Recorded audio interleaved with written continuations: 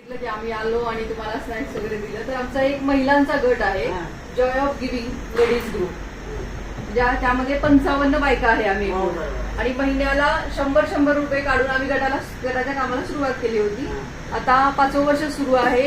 प्रत्येकी 120 रुपये काढतो आणि प्रत्येक महिन्याला एखाद्या वृद्धाश्रमात, अनाथ आश्रमात, झोपडपट्टीमध्ये किंवा ज्याला गरज असेल तसं मदत करतो.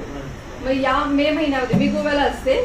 मे महिन्यामध्ये सातारला सुट्टीला येणार म्हणून तुमच्या वृद्धाश्रम गुगलवर सर्च करून या मॅडम सातारच्या आहेत. मग त्यांनी सगळं अरेंज केलं. नंतर टाकी वगैरे आता मला खरेदी करायला इथे येऊन जमणार नाही म्हणून सरांनी मग ती 2000 लिटरची पाण्याची टाकी पाहिजे होती, खाली ठेवली आहे बघा पांढऱ्या कलरची. हा, नवीन वृद्धाश्रमाला गरज आहे तसं मॅडमनी सांगितलं. मग ती आमच्या गटाकडून 9000 रुपयाची टाकी ती दिलेली आहे. आणि त्याचबरोबर स्नॅक्स, तुम्हाला समोसा आणि आता खायला दिलं ते. हे आंबे जे आहे ते आमचे, हे माझे आई वडील त्यांच्या बागेतले आंबे आहेत म्हणून आता येतात. आणि माझ्या सासूबाई म्हटल्या की उद्या अक्षय तृतीया आहे तर त्यांना काहीतरी गोड द्यायला पाहिजे म्हणून मग श्रीखंड 2 किलो दिलेला आहे की सरांना सांगणार आहे उद्या जेवत असताना तुम्हाला ते द्यायला. श्रीखंड 2 किलो गटातच ते सगळं. हे जे सगळं दिलेलं आहे ते सगळं आमच्या गटात. फक्त म्हैसूर पाक माझ्या वहिनीने आज आणला आणि हे आंबे आहेत ते ह्याच्या बागेतले.